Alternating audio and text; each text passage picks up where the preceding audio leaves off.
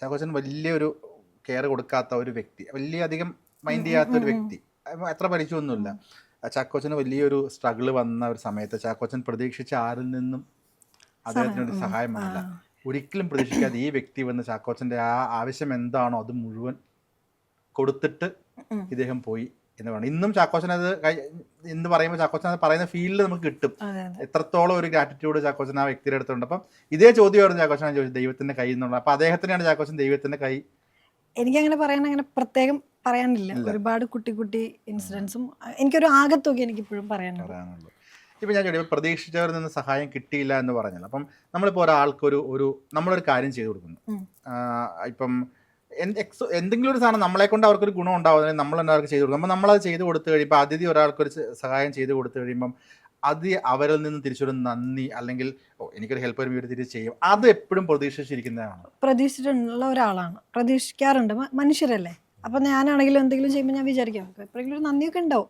അത് കിട്ടാൻ വേണ്ടി ചെയ്യണതല്ല, നമ്മൾ എന്തെങ്കിലും ചെയ്ത് കഴിഞ്ഞ് കഴിഞ്ഞാൽ അവർക്കത് എന്തെങ്കിലും ഓർമ്മയിൽ ഉണ്ടാവുമല്ലോ എന്നൊരു എക്സ്പെക്റ്റേഷൻ ഉണ്ടാവും. ഇന്നെനിക്കതില്ല, ഇന്നെനിക്ക് ഒന്നിനോടുമില്ല. ഞാൻ എനിക്ക് ചെയ്യാനുള്ളത് ചെയ്യുക, പോവുക. അതിലേക്ക് ഒരു അവെയർനെസ് ആണ് ഇപ്പം എനിക്കുള്ളത്. അത് പ്രാക്ടീസ് ചെയ്തുകൊണ്ടിരിക്കുന്ന ഒരു കാര്യം, അല്ലാതെ കംപ്ലീറ്റ്ലി ആയി എന്ന് പറയാൻ പറ്റില്ല പല കാര്യങ്ങളിലും. പക്ഷെ ഇപ്പം ഞാൻ എനിക്ക് ചെയ്യാൻ പറ്റുന്നത് ചെയ്ത്, കാരണം ഇടയ്ക്ക് വിഷമങ്ങൾ ഉണ്ടായിട്ടുണ്ട്. ഈ വിഷമങ്ങളാണ് ഈ റിയലൈസേഷൻ ഉണ്ടാക്കുന്നത്. നമ്മൾ എക്സ്പെക്ട് ചെയ്ത ആളുകൾ നമുക്ക് തിരിച്ചങ്ങനെ എല്ലാവരും നമ്മളുടെ അടുത്തുനിന്ന് ആലോചിക്കുമ്പോൾ പിന്നെ നമുക്കതൊരു വിഷമമായിരിക്കും, കരയും, അല്ലെങ്കിൽ നമ്മൾ അതിലൂടെ ഗോ ത്രൂ ചെയ്യും. സിറ്റ് വിത്ത് ഇറ്റ് എന്ന് പറയും നമ്മൾ ഒരു കാര്യം വന്നാൽ. അല്ലാതെ അതിൽ നിന്ന് എസ്കേപ്പ് ചെയ്യാതെ അതിലൂടെ തന്നെ കടന്നു പോവാം. പിന്നെ നമുക്ക് റിയലൈസേഷൻ വീണ്ടും അങ്ങനെ ഒരു സിറ്റുവേഷൻ ഉണ്ടാകുമ്പോൾ പിന്നെ ആ എക്സ്പെക്റ്റേഷൻ ഉണ്ടാവില്ല. പിന്നെ നമുക്ക് ഭയങ്കര സന്തോഷം, ഓക്കെയാണ് ഞാൻ, ഓക്കെ ഫൈൻ, ആ ഒരു മൂഡ് വരും. ആ ഒരു ഇമോഷണലൊക്കെ ആ സ്റ്റേജൊക്കെ കഴിഞ്ഞ് അടുത്ത ലെവലിലേക്ക് ചവിട്ടിയല്ലേ ശരിക്കും പറഞ്ഞു കഴിഞ്ഞാൽ. ഹാൻഡിൽ ചെയ്യാൻ, ഇമോഷൻസിനെ കൺട്രോൾ ചെയ്യാൻ, അതൊക്കെ എനിക്ക് മെച്ചൂരിറ്റി വരുന്നതിൻ്റെ ആയിരിക്കും, പ്രായം മാറുന്നതിൻ്റെ ആയിരിക്കും ഒരു പക്ഷേ മാറുന്നത്, അറിയില്ല. അതെന്തെങ്കിലും ബുക്സ് വായിക്കുന്നതിൻ്റെ ആയിരിക്കും. ഇല്ല, ബുക്സ് വായന കുറവുള്ള ആളാണ് ഞാൻ പഠിച്ചിരിക്കുന്ന എൻ്റെ ഓൺ എക്സ്പീരിയൻസ് തന്നെയാണ്. അത് പറയുമ്പോൾ ഇപ്പോൾ വിചാരിക്കും വലിയ എക്സ്പീരിയൻസ് ഒക്കെ ഉള്ള, അങ്ങനെയല്ല. നമ്മളൊന്ന് തിരിഞ്ഞു നോക്കിയാൽ, അല്ലെങ്കിൽ ഇപ്പോൾ ഒന്ന് ഒബ്സർവ് ചെയ്താൽ നമുക്ക് കുറേ കാര്യങ്ങൾ പഠിക്കാൻ പറ്റും എക്സ്പീരിയൻസ് ചെയ്യുന്നത്. അത് നല്ല രീതിയിൽ കാണുന്നതുകൊണ്ട് എനിക്കത് ഓക്കെയാണ്. ഓക്കെ. ഒരു സെലിബ്രിറ്റി ആയിട്ട് നിൽക്കുമ്പോൾ നമുക്ക് ആൾക്കാരിലെ ഇപ്പോൾ ഫോർ എക്സാമ്പിൾ പറഞ്ഞാൽ നമ്മളൊന്ന് പുറത്തേക്ക് ഇറങ്ങുന്നു, ഇപ്പോൾ ആൾക്കാർ നമ്മളോടൊന്ന് മിണ്ടുന്നു, നമുക്ക് അവരുടെ അല്ലെങ്കിൽ കുറച്ച് പേര് നിന്ന് കഴിയുമ്പോൾ നമ്മളെല്ലാവരും പോയി വിഷ് ചെയ്യും, നമുക്ക് അവരുടെ ഒരു ഗുഡ് ബുക്കിൽ കയറുക എന്ന് പറഞ്ഞാൽ അറിഞ്ഞോ അറിയാതെയോ ഒരു സെലിബ്രിറ്റിയുടെ ഉള്ളിലൊരു ഉപബോധ മനസ്സിലുള്ള ഒരു കാര്യമാണ്. അപ്പം ഇപ്പോൾ അതിഥിയുടെ ഒരു മൂഡ് ഓഫ് ആണെന്നുണ്ടെങ്കിൽ, ഇപ്പോൾ അതിഥി വരുന്ന സമയത്ത് ഇപ്പോഴാണെന്നുണ്ടെങ്കിലും അതിയുടെ മൈൻഡ് ഓക്കെ അല്ലെങ്കിൽ ഇന്റർവ്യൂവിൽ അതിഥിക്ക് ഒരിക്കലും ഇത് കാണിക്കാൻ പറ്റില്ല. അപ്പോൾ എൻ്റെ അടുത്ത് വന്നു കഴിഞ്ഞാൽ വളരെ ഹാപ്പി ആയിട്ട് നമ്മൾ സംസാരിക്കുമ്പോൾ അതിഥിയുടെ ഉള്ളിൽ ചിലപ്പോൾ അതിഥി വേറെ എന്തെങ്കിലും ഇഷ്ടമാണ്, അതിഥിക്ക് പുറത്ത് കാണിക്കാൻ പറ്റില്ല. അത് നിങ്ങൾക്ക് ഒരു സ്വാതന്ത്ര്യം ഇല്ല, കാരണം അതിഥി ഒരു സെലിബ്രിറ്റിയാണ്. അപ്പം ഈ ഗുഡ് ബുക്കിൽ ഇടം നേടി എല്ലാവരെയും പ്ലീസ് ചെയ്ത് പോവുക എന്നതിനും അപ്പുറം ആ ഒരു ഷെല്ല് ബ്രേക്ക് ചെയ്ത്, അല്ലെങ്കിൽ ഇപ്പം ഒരു സുഹൃത്ത് വരുന്നു, ഒരു സുഹൃത്ത് കൊണ്ട് ഒരു പടത്തിന്റെ കഥ പറയണമെന്ന് പറഞ്ഞു, അപ്പം പെട്ടെന്ന് മനസ്സിൽ വന്നത് ഇത് ചെയ്താൽ വളരെ മോശമാണ്, എന്നാൽ ഇത് കൂട്ടുകാരനാണ്, എന്ത് ചെയ്യാൻ പറ്റും, ഇവരെ പിണക്കാനും പറ്റില്ല. അങ്ങനെ സിറ്റുവേഷനിൽ ഒരുപാട് നടീനന്മാർക്ക് അങ്ങനത്തെ അവസ്ഥകൾ ഉണ്ടായിട്ടുണ്ട്. ഇപ്പം ആ ഒരു ഷെല്ല് ബ്രേക്ക് ചെയ്തൊരു നോ പറയാനൊക്കെ പഠിക്കുന്ന ഒരു സമയം എന്നായിരുന്നു? ഇപ്പം നോ പറയുന്ന ജീവിതത്തിലാണെന്നുണ്ടെങ്കിലും കരിയറിലാണെന്നുണ്ടെങ്കിലും നോ പറയാൻ പിന്നെ ഇപ്പൊ നോ പറയും. മുൻപ് ഈ പറഞ്ഞ ബുദ്ധിമുട്ട്, അവർക്ക് വിഷമാവോ, അല്ലെങ്കിൽ നമ്മളടുത്ത് അത്രയും ഇഷ്ടമുള്ളതുകൊണ്ടാണല്ലോ എന്തെങ്കിലും ഒരു കാര്യങ്ങളൊക്കെ പറയുന്നത്. അപ്പോൾ ആദ്യമൊക്കെ ആ വിഷമം ഉണ്ടായിരുന്നു. അത് ഞാൻ നേരത്തെ പറഞ്ഞു, പലതും അതിലൂടെ പോയിട്ടാണ് എനിക്ക് മനസ്സിലാവുന്നത്, ഇങ്ങനെയല്ല ഇങ്ങനെ ആവണം എന്നൊക്കെ. അപ്പോൾ ഇപ്പം നോ പറയാൻ അറിയാം, എന്ന് കരുതി ഹാർഷായിട്ട്. ഇപ്പം നമ്മളാരും വലുതും ചെറുതൊന്നും അല്ല ആരുടെ അടുത്തും, നമുക്ക് പറയുന്ന രീതികളുണ്ടല്ലോ. അപ്പോൾ അവർക്കും വിഷമില്ലാത്ത രീതിയിൽ ഇപ്പോൾ നോ അവതരിപ്പിക്കാൻ പറ്റും ഇപ്പോൾ. അതെ. ഈ ഒരു 5 വർഷം മുന്നത്തെ അതിഥിയും ഇപ്പോഴത്തെ അതിഥിയും തമ്മിൽ ഈ അതിഥി ആ അതിഥി എങ്ങനെയായിരിക്കുന്നു വിലയിരുത്തുന്നത്? ആ അതിഥി ഭയങ്കര അല്ല, ഇതൊക്കെ ബുദ്ധിമുട്ട്, എന്താ അങ്ങനെ കംപ്ലൈൻറ്റ്സ്, നമുക്ക് ഫുള്ള് എന്താ പറയുക, ബഹളങ്ങളായിരുന്നു. ഫുൾ ബഹളങ്ങളുള്ളൊരു അതിഥിയായിരുന്നു. കാരണം അതെന്താ അങ്ങനെ ഭയങ്കര ടെൻഷൻ അടിക്കുന്ന, എല്ലാത്തിനും എന്താ അങ്ങനെ വന്നത്, എന്നോട് എന്തിങ്ങനെ വന്നത്, അങ്ങനെയൊക്കെ ചോദ്യങ്ങളൊക്കെ ഉണ്ടായിരുന്നു. ഇപ്പം എനിക്കത് ഇല്ല, കുറച്ചും കൂടി പീസ്ഫുള്ളാണ്. ഇപ്പം ഈ നേരത്തെ പറഞ്ഞ സെലിബ്രിറ്റി സ്റ്റാർഡം തന്നെ കണക്ട് ചെയ്ത് ചോദിക്കുകയാണെന്നുണ്ടെങ്കിൽ, ചിരിച്ച മുഖം ഒഴിഞ്ഞാണെങ്കിൽ എവിടെ ഇറങ്ങാൻ പറ്റത്തുള്ളൂ, ചിരിച്ചുകൊണ്ട് മാത്രമേ ഇറങ്ങാൻ പറ്റത്തുള്ളൂ. ഇപ്പോൾ ഒരു തിയേറ്ററിൽ നിന്ന് പടം കണ്ടിട്ട് ഇറങ്ങി, ഇപ്പോൾ വെറുതെ അതിഥി അടിച്ചു കൊടുത്താലും തിയേറ്ററിൽ പടം കണ്ടിറങ്ങുന്ന ഒരുപാട് ഷോർട്സ് വരും. എല്ലാത്തിനും വളരെ ചിരിച്ച് എല്ലാവരെയും ചിരിച്ച് കാണിച്ചിട്ടാണ് ഇറങ്ങുന്നത്. ഈ സെയിം പ്ലീസ് ചെയ്യുന്ന ഈ ഒരു ഇപ്പം സെലിബ്രിറ്റി ആയതുകൊണ്ട് മാത്രം നമുക്ക് നമ്മുടെ റിയൽ ആയിട്ടുള്ളൊരു ഇമോഷൻ വീടിന് പുറത്തിറങ്ങി കാണിക്കാൻ പറ്റില്ലാത്തൊരു സിറ്റുവേഷനിലാണ് ഓൾമോസ്റ്റ് എല്ലാ സെലിബ്രിറ്റീസും. വിരലെണ്ണാവുന്ന ആൾക്കാരൊക്കെ അല്ലാതെ ഉള്ളൂ. ഇപ്പം അവരൊക്കെ റിയൽ ആയിട്ട് നിൽക്കുമ്പോൾ അവർ ചാടാന്ന് പറയുന്നത് തെറി വിളിക്കുന്നത് കേൾക്കുന്നുണ്ട്. അല്ലാതെ പ്ലീസ് ചെയ്ത് പോകുന്നത് ഇപ്പം എപ്പോഴെങ്കിലും തോന്നിയിട്ടുണ്ടോ ഉണ്ടായിരുന്നു സെലിബ്രിറ്റി തോന്നിയിട്ടുണ്ടോ? ഇല്ല, അങ്ങനെ തോന്നിയിട്ടില്ല. പിന്നെ ഞാനിങ്ങനെ എപ്പോഴും ചിരിച്ച മുഖം മാത്രമല്ല, എൻ്റെ ചില വീഡിയോസാണ് ഇങ്ങനെ ഒരു ഇതില്ലാതെ എല്ലാവരും എന്നോട് പറഞ്ഞ് എനിക്ക് ജാടയുള്ള മുഖം എന്ന് പറഞ്ഞിട്ടുണ്ട്. ആണോ? കുറെ പേര് പറഞ്ഞിട്ടുണ്ട്. ഞങ്ങൾ വിചാരിച്ചു എനിക്ക് ഭയങ്കര ജാടയാണ്, മിണ്ടാൻ ഇത്തിരി. ഞാൻ ആക്ച്വലി ചിന്തിക്കും ഞാൻ അവിടെ പോയിട്ട് എനിക്ക് ഒരാളെ പോയി ബുദ്ധിമുട്ടിക്കണം. ഞാൻ കൈൻഡ് ഓഫ് ഇപ്പൊ എല്ലാരും പറഞ്ഞ ഒരു വേർഡ് ഉണ്ടല്ലോ, ആംബിവേർട്ട്, അതാണ്. അപ്പൊ ഞാനായിട്ട് വിചാരിച്ച അവിടെ പോയി ഇനി അവരെ ബുദ്ധിമുട്ടിക്കേണ്ടെന്നുള്ളൊരു സംഭവങ്ങളുണ്ടാവും. അപ്പൊ ചിലപ്പോൾ എൻ്റെ മുഖത്ത് ചിരി വരില്ല. ഞാൻ ചിലപ്പോൾ എന്താണ് പറയേണ്ടത്, ഇനിയിപ്പോൾ ഇങ്ങനെ നിൽക്കണോ, അതിൻ്റെ ഒക്കെ എൻ്റെ മുഖത്ത് വരും. എന്താണെങ്കിലും എനിക്കൊരു ദേഷ്യമാണെങ്കിലും എനിക്ക് കംഫർട്ട് അല്ല എന്നുള്ളതുണ്ടെങ്കിലൊക്കെ മുഖത്ത് വരും. അത് വരും, എങ്ങനെ പോലും വരും. ചിലപ്പോൾ വെറുതെ വേറെ എന്തെങ്കിലുമൊക്കെ ആയിരിക്കും വിചാരിച്ചിരിക്കും, പക്ഷെ മുഖത്ത് ഇങ്ങനെ സൈലൻസ് ആയതുകൊണ്ട് എല്ലാവരും വിചാരിക്കും ജാടയാണ്. അങ്ങനെയൊക്കെ എനിക്ക് ഉണ്ടായിട്ടുണ്ട്. അങ്ങനെ ഈ ആരെങ്കിലും പിണങ്ങിയിട്ടൊക്കെ ഉണ്ടോ സിമ്പിൾ ആയിട്ട്? അല്ലെങ്കിൽ ഇപ്പൊ പണ്ട് ഞാനിത് ഇന്നസെന്റ് സാറ് പറഞ്ഞിട്ടുണ്ട്, മാനാർമത്തായി സിനിമയുടെ ലൊക്കേഷനിൽ വാണി വിശ്വനാഥ്, വാണി വിശ്വനാഥ് അദ്ദേഹം അവർ വന്ന് ഷൂട്ടിന് ഇടുന്ന സമയത്ത് ഇന്നസെന്റ് സാറിന് മിണ്ടണമെന്നുണ്ട് എന്ന് ഇവരൊന്നും മിണ്ടണമില്ല. ഓ ഇത്ര ജാട പുറത്തുനിന്ന് വന്ന കർണാടകയാണല്ലോ കുറെ ദിവസങ്ങളിൽ ഇന്നസെന്റ് സാറ് മിണ്ടിയില്ല. പിന്നെ മനസ്സിലാവണേ അന്ന് മലയാളം അറിയാൻ പാടാത്ത പുള്ളിക്കാര് പേടിച്ചിരിക്കുവായിരുന്നു, എന്ത് മിണ്ടും എങ്ങനെ മിണ്ടും എന്നല്ല. അപ്പൊ നമ്മൾ കാണുന്ന കാഴ്ചപ്പാടുകൾ തെറ്റാണ് എന്ന് ഇന്നസെന്റ് സാറ് പറഞ്ഞു വെച്ചൊരു സ്റ്റേറ്റ്മെന്റ് എക്സാമ്പിൾ ആണ്. അതല്ല ഇത് പറഞ്ഞപ്പോ ഞാനത് പെട്ടെന്ന് ശരിയാണ്. പലപ്പോഴും നമ്മൾ തെറ്റിദ്ധരിക്കപ്പെട്ടിട്ടുണ്ടോ ആരെങ്കിലും നിസ്സാരമായിട്ടാണെന്നുണ്ടെങ്കിൽ? എന്റെ കൂടെ വർക്ക് ചെയ്തിട്ടൊക്കെ തന്നെ ഒരു 5 ദിവസമൊക്കെ കഴിയുമ്പോൾ അവർ പറയും, ഞാൻ വിചാരിച്ചു നീ ഭയങ്കര ജാട, മിണ്ടില്ല, നീ ഓരോന്നോ നിന്റെ വിചാരം എന്നൊക്കെയുള്ള ഒരു ആറ്റിറ്റ്യൂഡ് അങ്ങനെ ഞങ്ങൾക്ക് തോന്നിയ. പക്ഷെ ഒന്നുമില്ല, വാ തുറന്നപ്പോ പോയി അങ്ങനെ പറഞ്ഞിട്ടുള്ളവരൊക്കെ ഉണ്ട്. കോ ആക്ടേഴ്സിന്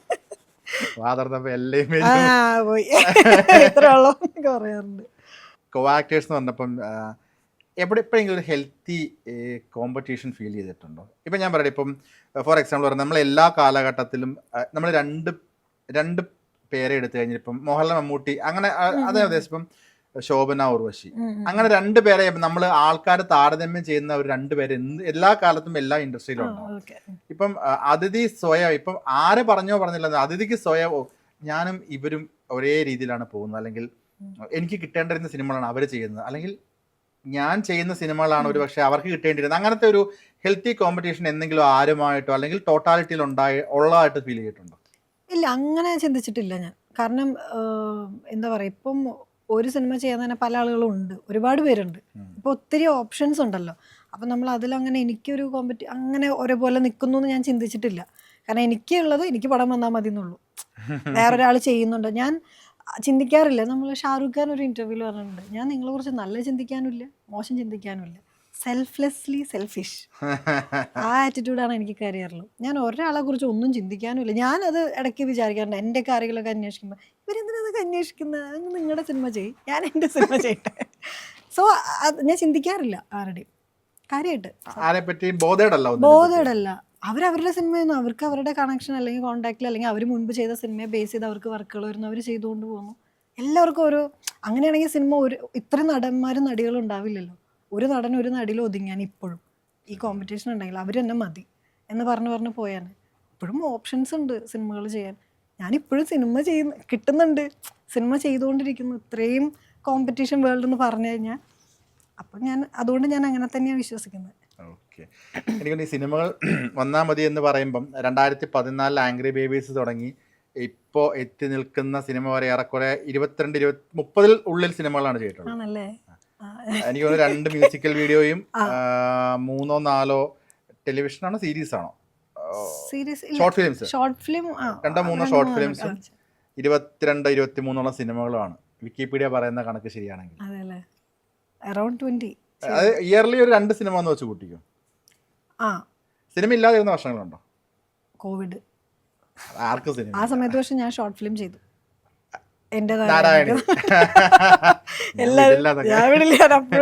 അപ്പോഴും ഞാനൊരു ഷോർട്ട് ഫിലിം ചെയ്തിട്ടിരുന്നു. സോ ഫില്ല് ചെയ്യാറുണ്ട് ഓരോ വർഷം എന്തെങ്കിലുമൊക്കെ. അങ്ങനെ ഈ സെലക്ഷൻ പ്രൊസീജിയർ ഒക്കെ എങ്ങനെയാണ്? കാരണം വർഷത്തിൽ 2 സിനിമയാണ്. അതിഥിക്ക് വരുന്നതെല്ലാം സെലക്ട് ചെയ്യാനാണെന്നുണ്ടെങ്കിൽ ഇഷ്ടംപോലെ സിനിമകൾ ചെയ്യാം, ബാങ്ക് ബാലൻസ് വളരെയധികം കൂട്ടാം. ഈ ഇത്രയും സിനിമകളെ നമ്പർ ഓഫ് സിനിമകൾ എങ്ങനെയാണ് കുറവ് വരുന്നത്? എങ്ങനെയാണ് അത്രയും നോക്കിയിട്ടാണ് ചൂസ് ചെയ്യുന്നത്? അല്ല, അത്രയും നോക്കിയിട്ടല്ല, അങ്ങനെ ഒത്തിരി വരുന്നതും ഇല്ല. ഓണസ്റ്റ് ആയിട്ട് പറയുകയാണെങ്കിൽ ഒത്തിരി സ്ക്രിപ്റ്റുകൾ ഞാൻ ഡെയിലി ഒരുപാട് കേൾക്കുന്നു, അങ്ങനെയൊന്നുമില്ല. വരുന്നതിൽ നിന്ന് എനിക്ക് പറ്റുന്നത്, ഐ മീൻ നമ്മളെല്ലാം നോക്കുമല്ലോ. എനിക്ക് ആ ഫുൾ ടീം, ചിലപ്പോൾ ഒരാൾ കഥ പറയാൻ വരുമ്പോൾ തന്നെ ഓക്കെ നമുക്ക് ഈ ടീമായിട്ട് നല്ലതായിരിക്കും, അല്ലെങ്കിൽ ഒരു കോൾ വരുമ്പോൾ നമുക്കറിയാം, അല്ലെങ്കിൽ അവരുടെ അപ്രോച്ച് നമുക്ക് മനസ്സിലാവും ഫസ്റ്റ് സിറ്റിങ്ങിലൊക്കെ തന്നെ. അപ്പം അത് നല്ല അപ്രോച്ചൊക്കെ കാണുമ്പോൾ തന്നെ ഞാൻ ഓക്കെ പറയാറുണ്ട്, അല്ലെങ്കിൽ ആ കഥ നമുക്ക് ചെയ്യാം. ചിലപ്പോൾ എനിക്ക് വലിയ ഇമ്പോർട്ടൻസ് ഒന്നും ഇല്ലാത്ത സിനിമകളും ഞാൻ ഇപ്പോഴും ചെയ്യുന്നുണ്ട്. എനിക്ക് സിനിമയുടെ ഭാഗമാകാൻ, ആ ടീമിൻ്റെ കൂടെ വർക്ക് ചെയ്യാൻ, അങ്ങനെയൊക്കെ എനിക്ക് ഇഷ്ടമുള്ള ഒരാളാണ്. പക്ഷെ അത് കരിയറിനെ ഒരു ഇതുവരെ നെഗറ്റീവായിട്ട് ബാധിക്കില്ല? കാരണം ഒരു സൈഡ് റോൾ പോലെ ക്യാരക്ടർ ഒന്ന് ചെയ്യുന്നു പോകുന്നു, അവരങ്ങനെ ചെയ്യും, ഇല്ല. പക്ഷെ ഞാൻ അതിനനുസരിച്ച് ചിലത് എടുക്കാറില്ല, അപ്പം അതിനനുസരിച്ച് വീണ്ടും മാറും. ഇങ്ങനെ ഷിഫ്റ്റ് ചെയ്ത് എനിക്ക് ചെയ്യാൻ പറ്റുന്നുണ്ട്. ഞാനിപ്പോഴും ഹീറോയിനായിട്ട് ചെയ്യുന്നുണ്ട്. അപ്പോൾ അങ്ങനെ, അല്ലെങ്കിൽ ഇപ്പം വലിയൊരു സിനിമയിൽ, ഇപ്പോൾ ജിത്തു സാറിൻ്റെ സിനിമയിൽ ഞാൻ നേരിലൊരു വേഷം ചെയ്തിട്ടുണ്ട്. കാരണം സാറാണ് എന്നെ ആദ്യയിലേക്ക് ഇൻട്രൊഡ്യൂസ് ആ സമയത്ത് ചെയ്യുന്നത്. അപ്പോൾ ആ ഒരു ടീമായിട്ട് എനിക്കൊരു ബന്ധമുള്ളതാണ്. അപ്പം ഞാൻ അവരുടെ അടുത്ത് നോ പറയാൻ എനിക്കിഷ്ടമാണ് ആ ടീമിൽ വർക്ക് ചെയ്യാൻ. ഞാൻ പറഞ്ഞിട്ടുണ്ട് സാറിൻ്റെ അടുത്ത്, ഒരു പാസിംഗ് ആണെങ്കിലും വിളിച്ച് ഞാൻ വരാട്ടോ. എനിക്കിഷ്ടമല്ലേ, ഞാൻ മറ്റുള്ളവരെ കാഴ്ചയിൽ കാണുന്നേക്കാൾ കൂടുതൽ എനിക്കൊരു സിനിമ ഞാൻ എടുക്കുന്നത് ചെയ്ത് കഴിഞ്ഞ് വീട്ടിൽ വന്ന് കിടന്ന് ഉറങ്ങുമ്പോൾ ഒരു സന്തോഷവും സമാധാനമായിട്ട് ഉറങ്ങണം. അതിപ്പോൾ പടം ഭയങ്കര ഹിറ്റോ സക്സസ് ഒക്കെ ആയിട്ട് അവാർഡൊക്കെ കിട്ടിയിട്ട് എനിക്കതിലൊരു സന്തോഷം തരുന്നില്ല, അല്ലെങ്കിൽ ഞാൻ ഭയങ്കര ടെൻഷൻ അടിച്ചിട്ടൊക്കെയാണ് ആ പടം ചെയ്തിട്ടുണ്ടെങ്കിൽ എന്താ അർത്ഥമുള്ളത്? പോയിന്റാണ്. എനിക്കത് ചെറിയ വേഷമാണെങ്കിൽ ഞാൻ പറയണം, അയ്യോ നല്ല ടീമായിരുന്നു, നല്ല സെറ്റായിരുന്നു, നല്ല വർക്കായിരുന്നു, എനിക്ക് അടിപൊളിയാണ്, ഞാൻ ഹാപ്പിയാണ്. ഞാൻ അൾട്ടിമേറ്റ്ലി നോക്കുന്നത് എൻ്റെ ഹാപ്പിനെസ്സിനാണ് ഇമ്പോർട്ടൻസ് കൊടുക്കുന്നത്. ബാക്കിയൊക്കെ മറ്റുള്ളവർ പറയുന്നതല്ലേ, മറ്റുള്ളവർ പറയുന്ന നോക്കിയിട്ട് ജീവിക്കാൻ നിന്നാൽ ഒട്ടും പറ്റില്ല. അത് അവരുടെ കണ്ണിലെ സക്സസ് അല്ല നമ്മുടെ സക്സസ്. അത് വളരെ കറക്റ്റ് ഒരു പോയിന്റ് ആണ്. നമ്മൾ ഹാപ്പി ആവുന്നത് തന്നെയാണ് ശരി, ഏറ്റവും ഇമ്പോർട്ടൻ്റ് അതാണ്. ഇപ്പോൾ ഒരു 10 പേര് പറയാണ് ചേട്ടൻ നല്ല അടിപൊളി ലൈഫാണ് അവൻ്റെ, അവർ പറയുന്നതിലല്ല ചേട്ടൻ്റെ സക്സസ് ഇരിക്കുന്നത്, നമ്മളുടെ തോന്നലാണ് ഞാൻ ഓക്കെ ആണെന്നുള്ള. ഇപ്പം എനിക്ക് അവാർഡും എല്ലാം ഉണ്ട്, പക്ഷെ ഉറങ്ങുമ്പോൾ ഒരുപാട് മനസ്സമാധാനം ഇല്ല. എനിക്ക് പലരുമായിട്ടും പല ഇഷ്യൂസ് ഉണ്ട്, അല്ലെങ്കിൽ ഞാൻ ഓക്കെ അല്ല. പക്ഷെ പുറമേക്ക് ഡ്രസ്സപ്പൊക്കെ ചെയ്ത് ഒരു അവാർഡ് മേടിക്കാൻ സ്റ്റേജിൽ നിൽക്കുമ്പോൾ അതിലും സന്തോഷം കാണാൻ പറ്റുന്നതായിരിക്കണം ശരിക്കുള്ള സക്സസ്. അപ്പം എനിക്കതുകൊണ്ട് അത് നിർബന്ധമാണ്. മനസ്സമാധാനം എന്ന് പറഞ്ഞൊരു വാക്ക് വലിയൊരു കാര്യമാണ്. പിന്നെ ഈ മനസ്സമാധാനം കിട്ടുന്നത് എങ്ങനെയായിരിക്കും? ഒരു പക്ഷെ അതിഥിയെ സംബന്ധിച്ച് അതൊരു ടെൻഷനുള്ളൊരു എന്തെങ്കിലും ഒരു ടെൻഷൻ അതിഥിക്കുണ്ടെന്ന് വെച്ചോ, ഇപ്പോൾ കരിയറിലോ പേഴ്സണൽ ലൈഫിലോ എന്തെങ്കിലും ഒരു ടെൻഷൻ, അതിഥി സ്വയം കാമാവുന്നത് എങ്ങനെയായിരിക്കും? അല്ലെങ്കിൽ അതിഥിയുടെ ഹാപ്പിനെസ് കണ്ടെത്തുന്നത് എങ്ങനെയായിരിക്കും? ഞാൻ തന്നെയാണ് ഞാൻ അതിലിരിക്കും കുറച്ചു നേരം. ഒരു പ്രശ്നത്തിലാണെങ്കിലും ടെൻഷനിലാണെങ്കിലും ഞാൻ അതിൽ തന്നെ ഇരിക്കും. ഞാൻ അത് ഡൈവേർട്ട് ചെയ്യാൻ ശ്രമിക്കാറില്ല. നമ്മളെപ്പോഴും ഫേസ് ചെയ്യുക, നമ്മൾ അതിൽ ഗോ ത്രൂ ചെയ്യുക, സിറ്റ് വിത്ത് ഇറ്റ്. ഒരു ടെൻഷൻ ആണെങ്കിലും എന്താണെങ്കിലും അൾട്ടിമേറ്റ് വേണമെങ്കിൽ ഇപ്പോൾ തിങ്ക് ചെയ്യുന്നത് നമുക്ക് വേണമെങ്കിൽ ഓവർ തിങ്ക് ചെയ്ത് അതിൻ്റെ അൾട്ടിമേറ്റ് ചിന്തിച്ച് വെച്ചിട്ട് അതിൽ നിന്ന് പുറത്തേക്ക് കിടക്കാൻ പറ്റും. നമ്മൾ ഇതിൽ നിന്ന് പെട്ടെന്ന് എസ്കേപ്പ് ചെയ്യാൻ നോക്കുമ്പോൾ വീണ്ടും ഈ സംഭവം ഇതിൻ്റെ ഡ്യൂറേഷൻ കൂടിക്കൊണ്ടേയിരിക്കും. ഒരു ദിവസം ഫുള്ള് ടെൻഷൻ അടിച്ചിരുന്നു കഴിഞ്ഞാൽ ചിലപ്പോൾ മാറും അത്. നമ്മളത് പെട്ടെന്ന് മാറ്റാൻ വേണ്ട, എന്നൊരു സിനിമയ്ക്ക് പോകാം, അല്ലെങ്കിൽ ഫ്രണ്ട്സിൻ്റെ അടുത്ത് പോയിരിക്കാം, ശരിയാവില്ല. അല്ലെങ്കിൽ ചിലർ വേറെ പലതും മാർഗ്ഗങ്ങൾ നോക്കുമായിരിക്കും അതിൽ നിന്ന് മൈൻഡ് മാറ്റാൻ. ഒന്നും മാറില്ല, വീണ്ടും അതിലേക്ക് തന്നെ കറങ്ങി തിരിഞ്ഞ് വരും. എസ്കേപ്പ് ആവാൻ നോക്കും തോറും അതിലേക്ക് തന്നെ വന്നുകൊണ്ടിരിക്കും. അതിൽ നിന്ന് പെട്ടെന്ന് പുറത്തേക്ക് കിടക്കാം. വായിക്കില്ല, വായന കുറവാണ്. നന്നായിട്ട് വായിക്കുന്ന ഒരു പെൺകുട്ടിയാണ് ഞാനിപ്പോൾ സംസാരത്തോടെ എനിക്ക് മനസ്സിലാകും, പക്ഷെ ഒട്ടും വായിക്കില്ല. ഇല്ല, വായന വളരെ കുറവാണ്. പക്ഷെ ഞാൻ കുറേ ഇൻ്റർവ്യൂസും അല്ലെങ്കിൽ ഒരുപാട് നല്ല വായിക്കുന്ന ആളുകൾ, അല്ലെങ്കിൽ ഞാൻ കേൾക്കാറുണ്ട് ഇൻ്റർവ്യൂസും ഒരുപാട് കാര്യങ്ങൾ, അല്ലെങ്കിൽ അങ്ങനത്തെ ഒക്കെ കേൾക്കാൻ ഇഷ്ടമാണ്. ഒരാൾ പറഞ്ഞു തരുന്നതൊക്കെ പെട്ടെന്ന് മനസ്സിലാക്കാനൊക്കെ ഇഷ്ടമുള്ള ഒരാളാണ്. അപ്പോൾ ഞാൻ കൂടുതലും എൻ്റെ ചേട്ടനായിട്ട് ഒരുപാട് സംസാരിക്കും. ആൾ വായിക്കും, ആൾ ഒരുപാട് കാണും, ഒരുപാട് ഗുരുക്കന്മാരുടെ വീഡിയോസൊക്കെ കാണും. അപ്പോൾ ഞങ്ങളത് സംസാരിക്കാറുണ്ട്. അപ്പോൾ അതൊക്കെ കേൾക്കുമ്പോൾ എനിക്ക് എന്ന് കരുതി ഭയങ്കര അയ്യോ അതല്ല കേട്ടോ, ആവശ്യമുള്ള സാധനങ്ങൾ പിക്ക് കഴിഞ്ഞാൽ എന്താണ് ഇപ്പം ഇത് അപ്ലൈ ചെയ്യാൻ പറ്റുന്നത് അതിനെക്കുറിച്ച് അവെയർ ആവാറുണ്ട്. മനസ്സമാധാനം കണ്ടെത്താൻ പറ്റുക, അല്ലെങ്കിൽ ഒരു ലാലേട്ടൻ്റെ ഇൻ്റർവ്യൂ തന്നെ ഫുള്ള് നിങ്ങളിരുന്ന് കാണും, ഭയങ്കര മാറ്റം ഉണ്ടാവും, കാഴ്ചപ്പാട് മാറ്റം ഉണ്ടാവും ലാലേട്ടൻ്റെ ഒക്കെ. ഭയങ്കര എന്ത് പ്രശ്നം വന്നാലും അത് ഇപ്പോൾ ആദ്യമൊക്കെ കാണുമ്പോൾ ഒന്നും തോന്നാറില്ല, ഇപ്പോൾ കാണുമ്പോൾ ഇത് എങ്ങനെയല്ലേ ഭയങ്കര ഈസി ആയിട്ട് തമാശയായിട്ടും പലതും പറഞ്ഞു പോകുന്നത് ഭയങ്കര ഇപ്പൊ രസമാണ്. അയാൾ എന്നെ പറ്റി പറഞ്ഞു അത് എനിക്ക് കുഴപ്പമില്ല വേണം നിങ്ങൾക്ക് എന്താ പ്രശ്നം എന്ന് എനിക്ക് എന്താ ചോദിക്കുന്നത്. പ്രശ്നം? അല്ലെങ്കിൽ ഈ അടുത്ത് ഒരു ഇന്റർവ്യൂല് കണ്ടപ്പോഴേ ഞാൻ എന്താ മോനെ നിന്നോട് ചെയ്തേ അതൊക്കെ ഭയങ്കര അപ്ലൈ ചെയ്ത് നോക്കിയാൽ ഭയങ്കര രസമായിരിക്കും. അത് ആദ്യം തരുൺ പറഞ്ഞല്ലേ ആ ഞാൻ നിന്നോട് എന്ത് ചെയ്തു. ഞാൻ എന്ത് ചെയ്തു പറഞ്ഞാൽ അത് കളയുന്നത് ഭയങ്കര വലിയ കാര്യമല്ലേ. നമ്മൾ അകലിരിക്കും, ഓ ഇവൻ പറഞ്ഞു എന്നെ പറ്റി. പറഞ്ഞു, അല്ലെങ്കിൽ ഒരു കമന്റ് കണ്ടാൽ നമ്മൾ അതിലിരിക്കും. അത് വിട്ട് കളയാന്നുള്ളത് വലിയ കാര്യമല്ലേ ഇപ്പോഴത്തെ കാലത്ത്. സോ അത് 2-3 കണക്കൊന്ന് അപ്ലൈ ചെയ്ത് നോക്കിയാൽ പിന്നെ സെറ്റാവും. അതിന് ശരിക്കും ഒരു മീ ടൈം ഒക്കെ എങ്ങനെ സ്പെൻഡ് ചെയ്യുന്നത്? മീ ടൈം കുറേ നേരം ഇങ്ങനെ ഒറ്റയ്ക്കിരിക്കാൻ ഇഷ്ടമുള്ള ആളാണ്. ചിന്തിച്ച് എന്ത് ഇങ്ങനെ ഓരോന്ന് ചിന്തിക്കും, എനിക്ക് ഭയങ്കര ഇഷ്ടമാണ്. ചിന്തിക്കുന്നതിന്റെ ഒരു വ്യാപ്തി എന്താന്ന് വെച്ചാൽ ഒരു എക്സാമ്പിൾ പറഞ്ഞു കഴിഞ്ഞാൽ എന്തിനെ പറ്റിയൊക്കെയായിരിക്കും ചിന്തിക്കുന്നത്? ഞാൻ എൻ്റെ കുറേ പാസ്റ്റും കാര്യങ്ങളൊക്കെ ഇല്ല ലൈഫ് ഇങ്ങനെ ജേണിയൊക്കെ ഇങ്ങനെ ആലോചിക്കും. എനിക്ക് ഇഷ്ടം അത് ആലോചിക്കുമ്പോൾ. ഇപ്പം ആലോചിക്കുമ്പോൾ അതൊന്നും ഒരു പ്രശ്നമല്ലല്ലോ എന്ന് ആലോചിക്കുന്ന ഒരു സന്തോഷമില്ലേ, കിക്ക് കിട്ടും. അത് ശരിക്കും അങ്ങനെയാണല്ലേ. നമ്മൾ പണ്ട് കഴിഞ്ഞു പോയതോ ഇതൊക്കെ ഇത്ര ഉണ്ടായിരുന്നു, നമ്മൾ അന്നും ദൂരം ടെൻഷൻ അടിച്ചു. ഞാൻ 5 വർഷം മുമ്പ് ആലോചിച്ച് വിഷമിച്ചിരുന്ന ഒരു കാര്യം ഇന്നാലോചിക്കുമ്പോൾ അയ്യോ എന്ന് പറയുന്ന സംഭവം ഭയങ്കര കിക്കാണ്. അതുകൊണ്ടാണ് ഇന്നൊരു വിഷമം വരുമ്പോൾ ഇത് നാളത്തേക്കുള്ള കോമഡിയാണ്. സോ അത് അപ്ലൈ ചെയ്യുമ്പോൾ നല്ല രസമുള്ള പരിപാടിയാണ്. അങ്ങനെയൊക്കെ ഇരുന്ന് ചിന്തിക്കും, എനിക്ക് ഇഷ്ടം അതൊക്കെ. ഈ കാലഘട്ടം മാറുന്നതിനനുസരിച്ച് നമ്മളുടെ ചിന്താഗതിയാണ് കാഴ്ചപ്പാടിൽ ഞാൻ പണ്ട് വായിച്ചിട്ടുണ്ട്. ഞാൻ ഒരു ഫോട്ടോയിൽ ഒരാൾ കമന്റ് ഇട്ടാന്ന് തോന്നുന്നു, അത് കേട്ടിട്ടുണ്ടാവും. നമ്മൾ കോളേജിൽ പഠിക്കുന്ന സമയത്ത് നമ്മൾ അന്ന് വഴക്കുണ്ടാക്കിയ കാര്യങ്ങളെല്ലാം പിന്നീട് ഓർക്കുമ്പോൾ ചിരിക്കും. അന്ന് ചിരിച്ചതെല്ലാം നമ്മൾ പിന്നീട് ഓർക്കുമ്പോൾ കരയുമെന്ന് പറഞ്ഞ പോലെ കാലഘട്ടം മാറുന്നതിനനുസരിച്ച് നമ്മളുടെ ചിന്താഗതികൾ മാറുന്നതായിരിക്കും. പക്ഷെ എന്നും പറഞ്ഞാൽ നമ്മൾ ടെൻഷൻ അടിക്കാതിരിക്കില്ല. ഇല്ല, ടെൻഷൻ അടിക്കണം. ടെൻഷൻ വരുമ്പോൾ അതിലിരിക്കണം എന്നാണ് ഞാൻ പറയുന്നത്. ഓടിപ്പോകരുത് അതിൽ നിന്ന്. ടെൻഷൻ അടിച്ചങ്ങ് തീർക്കണം. പിന്നെ അത് കാണുമ്പോൾ ഭയങ്കര നമ്മളെ ഏൽക്കില്ല. നമ്മൾ പറയില്ല ഒരു കാര്യം ചിന്തിക്കരുതെന്ന് പറയുമ്പോൾ അത് പറഞ്ഞാൽ എനിക്കറിയില്ല. ഇപ്പോൾ സദ്ഗുരു ഒക്കെ പറഞ്ഞൊരു സംഭവമുണ്ട്. അപ്പോൾ ഒരു മങ്കി എന്നുള്ളൊരു വേർഡ് നിങ്ങളൊരു കുരങ്ങനെ കുറിച്ച് ചിന്തിക്കരുതെന്ന് പറഞ്ഞാൽ നമ്മൾ ഫസ്റ്റ് കുരങ്ങനെ കുറിച്ച്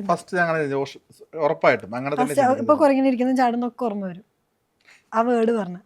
അപ്പം നമ്മൾ ടെൻഷൻ അടിക്കുമ്പോൾ ഇത് ചിന്തിക്കേണ്ട, അപ്പം എത്രത്തോളം അതിനെ ചിന്തിക്കേണ്ടെന്ന് പറഞ്ഞാൽ നമ്മൾ ഓരോന്ന് ചെയ്തുകൊണ്ടിരിക്കുന്നു, അത് പുറകെ വരുന്നത്. അതേസമയം ആണല്ലേ ഓക്കെ ടെൻഷൻ, അതിനെ മാത്രം ചിന്തിച്ച് അത് മാത്രം ഫോക്കസ് ചെയ്താൽ കുറച്ച് കഴിഞ്ഞാൽ അത് പോകും.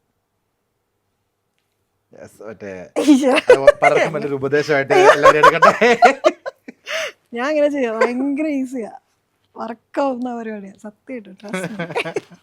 പ്രശ്നം വരുമ്പോൾ എല്ലാവരും അങ്ങനെ അപ്ലൈ ചെയ്യട്ടെ. തീർച്ചയായിട്ടും എന്നെ ഇതെല്ലാരും കൂടെ സദ്ഗുരു അതിഥി. അയ്യോ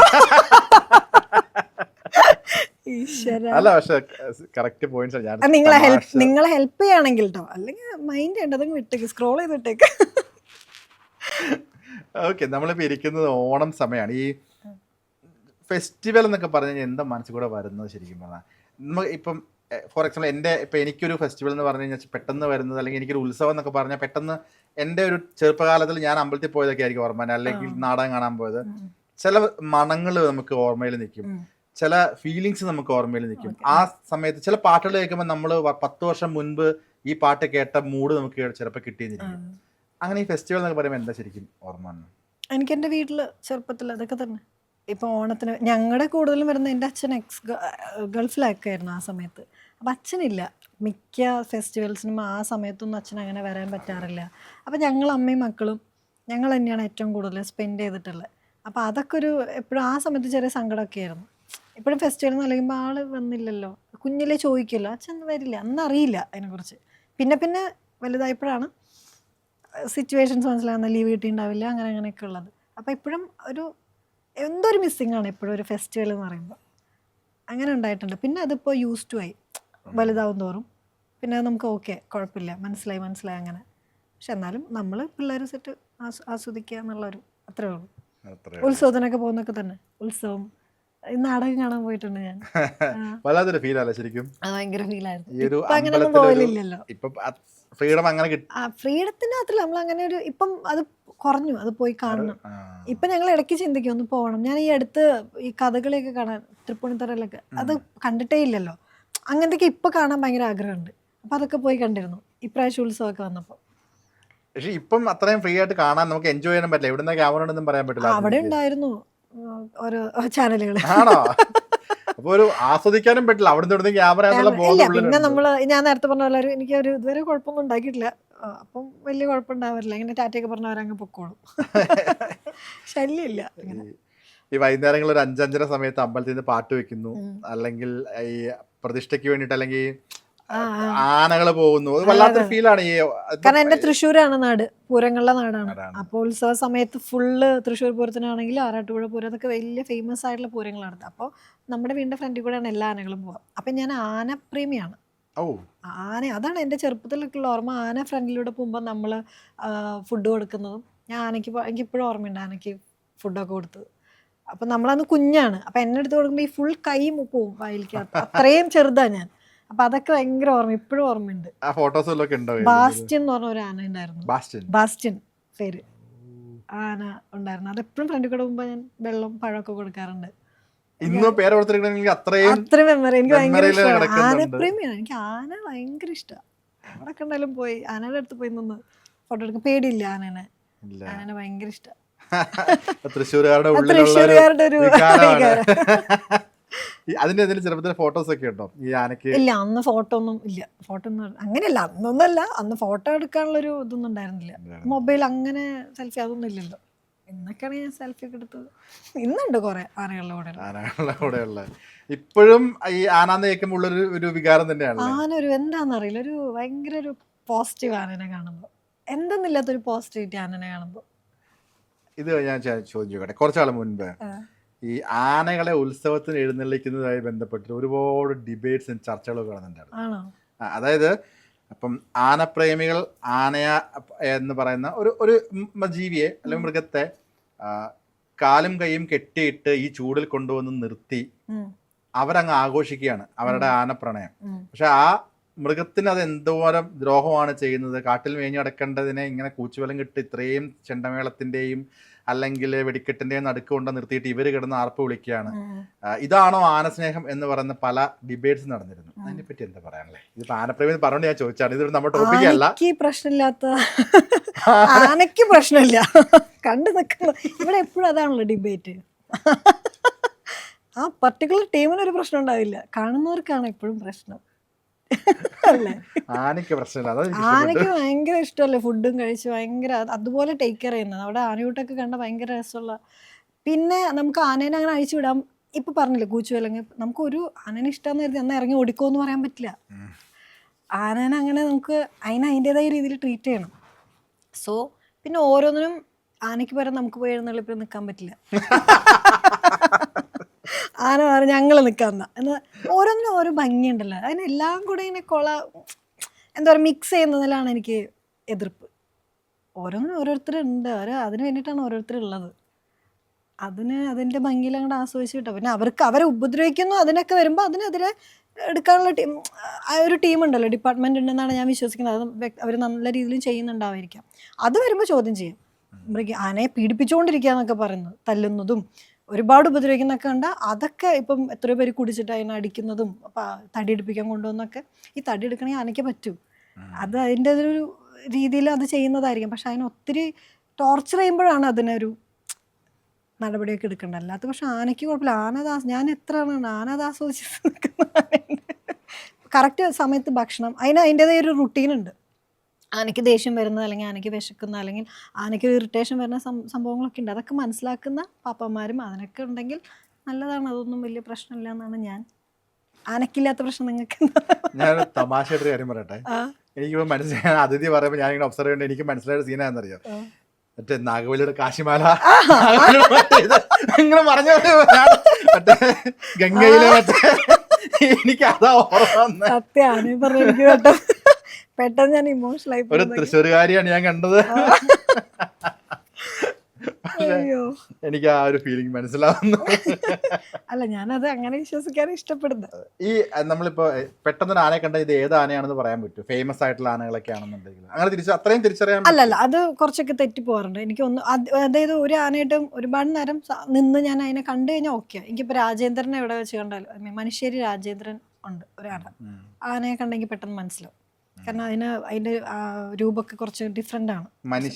മനുഷ്യരി രാജേന്ദ്രൻ നല്ല കൊമ്പുള്ള ഒരു ആനയാണ്. എവിടെ സ്ഥലം എവിടെ അത് ഇവിടെ വരിക്കാശ്ശേരി മന ഓ. ആ ഭാഗത്ത്. അപ്പോൾ അവരിപ്പോൾ ഒരു എഴുന്നള്ളിപ്പിനൊക്കെ പോകുമ്പോൾ കാണുമ്പോൾ എനിക്ക് മനസ്സിലാവും അങ്ങനത്തെ. പിന്നെ കർണനല്ലല്ലോ, ഒരു ആനയും കൂടി ഉണ്ട്, ഭയങ്കര ഫേമസ് ആണ് ട്രിവാൻഡ്രത്ത്. കണ്ടിട്ടില്ല, പക്ഷെ ഞാനത് അകലേന്നേ കണ്ടിട്ടുള്ളൂ. അത് ആളെ കാണാന്ന് പറയുന്നത് നമ്മൾ വലിയ ഈ ആനകൾക്കൊരു ഫാൻസ് ടീമുകളൊക്കെ ഉണ്ട്. ഞാൻ കണ്ടിട്ടുണ്ട്. അവര് നമ്മുടെ നാട്ടിലെ വലിയ സൂപ്പർ സ്റ്റാർസിനെ പറയുന്ന പോലെ ഉണ്ട് ആനകൾക്ക്, അങ്ങനെയൊക്കെ ഉണ്ട്.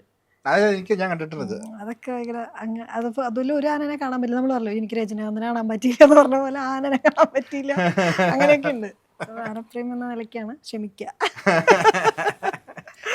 ഇപ്പം നമ്മൾ ഇപ്പോൾ ഫെസ്റ്റിവലും പറഞ്ഞു, ഇപ്പം അച്ഛനെ ഒക്കെ മിസ് ചെയ്തിരുന്നു ഫെസ്റ്റിവൽ സമയത്തൊക്കെ പറഞ്ഞു. ഇപ്പം ആ സമയത്ത് എപ്പോഴും നമ്മൾ ഫാമിലിയാണ് നമുക്ക് എല്ലാം മേടിച്ചുകൊണ്ട് തരുന്നത്. ഇപ്പം ചെറിയൊരു 10 രൂപയുടെ കളിപ്പാട്ടമാണെങ്കിൽ പോലും നമുക്കൊന്ന് അത് നിധിയാണത്. ചെറിയൊരു എമൗണ്ടിൻ്റെ എല്ലാവരും കിട്ടുക എന്നുള്ളതാണ്. ഇപ്പം അതിനൊക്കെ ശേഷം നമ്മൾ വളർന്നു വലുതാവുന്നു, നമ്മൾ ഒക്കെ എന്താണ് സ്വന്തമായിട്ട് സമ്പാദ്യം വരുന്നു. ഈ തിരിച്ചച്ഛനും അമ്മയ്ക്കും ഒരു അവരെയും കൊണ്ടൊരു നമുക്കിത് കടപ്പാടെന്നല്ല ഞാൻ പറഞ്ഞത്, അവർക്ക് ഇങ്ങനെ ഹാപ്പിനെസ് കൊടുക്കാൻ വേണ്ടി അതിയുടെ ഭാഗത്തു നിന്ന് വന്ന ഫസ്റ്റ് അപ്പോൾ ആദ്യമായിട്ടൊരു സെലിബ്രിറ്റി അല്ലെങ്കിൽ ആദ്യമായിട്ട് അതിഥി സമ്പാദിക്കുന്ന ഒരു എമൗണ്ട് കയ്യിലേക്ക് വരുന്നു. അച്ഛനും അമ്മയ്ക്കും വേണ്ടി അതിഥി ചെയ്ത ഏറ്റവും എക്സൈറ്റഡ് ആയിട്ട് അതിഥി ചെയ്ത ഒരു കാര്യം എന്താ? അവര് വെഡിങ് ആനിവേഴ്സറിക്ക് റിംഗ് എക്സ്ചേഞ്ച് അതാണ് ചെയ്തത്. അതിന് മുന്നേ നമ്മൾ ഓരോന്നൊക്കെ മിക്കപ്പോഴും ഞാൻ കിട്ടുന്ന കൊണ്ട് കൊടുക്കാറുണ്ട്. അങ്ങനെയൊക്കെയായിരുന്നു തുടക്കം. പിന്നെ അവരെന്നെ അച്ഛൻ തന്നെ പറഞ്ഞില്ല, നിനക്ക് നമ്മളതൊന്ന് സെപ്പറേറ്റ് ആക്കുമല്ലോ, ഈ ഇൻഡിപെൻഡൻ്റ് ആക്കാന്ന് പറയില്ല അതിൽ. അപ്പം ഫിനാൻഷ്യലി ഇൻഡിപെൻഡൻ്റ് ആക്കുന്ന ഒരു ഇതിൽ വെച്ചപ്പം അങ്ങനെ മാറിയപ്പോൾ പിന്നെ ഞാൻ എൻ്റെതായ രീതിയിൽ അച്ഛനമ്മയ്ക്ക് ഒരു വെഡിങ് ആനിവേഴ്സറി ഒരു റിംഗ് അങ്ങനെ വാങ്ങിച്ചു കൊടുത്തിട്ടുണ്ട്. അത് ഭയങ്കര ഒരു ഇഷ്ടമായിരുന്നു. വീഡിയോ ഒക്കെ എടുത്തിട്ടില്ലേ? ഫോട്ടോ ഒക്കെ എടുത്ത് വീഡിയോ ആയിട്ട് അങ്ങനെ അവർക്ക് ഷൈ ആയിരുന്നു, അതൊന്നും എടുക്കണ്ടെന്നുള്ളൊരു. എത്രാമത്തെ വെഡിങ് ആനിവേഴ്സറി ആയിരുന്നു? അതാ 24ാമത്തെ. 24ാമത്തെ വെഡിങ് ആനിവേഴ്സറി. ഓക്കെ. ഞാൻ ഈ ചേട്ടൻ എവിടെയാ എന്താ ചെയ്യുന്നത്? ആൾക്ക് ബിസിനസ്സാണ് സ്പൈസസിന്റെ. അപ്പോൾ അത് ഹൈദരാബാദിലും അങ്ങനെ ദുബായ് അങ്ങനെ ആള് കണക്ക് നോക്കുന്നതെന്നുള്ളൂ. അപ്പോൾ പോയി വന്നാൽ മതി ഇടയ്ക്ക്. നിങ്ങൾ 3 പേരല്ലേ? 3 പേരാ. ചേച്ചിയുണ്ട്, ചേട്ടൻ, പിന്നെ ഞാൻ. ചേച്ചി എവിടെയാണ്? ചേച്ചി മാരീഡ് ആണ്, 2 കുട്ടികൾ, ഹൗസ് വൈഫായിട്ട് ഇരിക്കുന്നു. മ്യൂസിക് ടീച്ചറൊക്കെ ആയിരുന്നു, ഇപ്പോൾ കംപ്ലീറ്റ്ലി വീട്ടിലെ ടീച്ചറാണ്. അതാണ് ഏറ്റവും വലിയ ജോലി. അത് വലിയ ജോലിയാന്ന് പറഞ്ഞു. അതിഥി പാടില്ലേ? ഇല്ല, ഞാനും അച്ഛനൊക്കെ മറ്റേ ബാത്റൂം സിംഗർ. അമ്മ, ചേട്ടൻ, ചേച്ചി, അവര് 3 പേരാണ് സിംഗേഴ്സ്.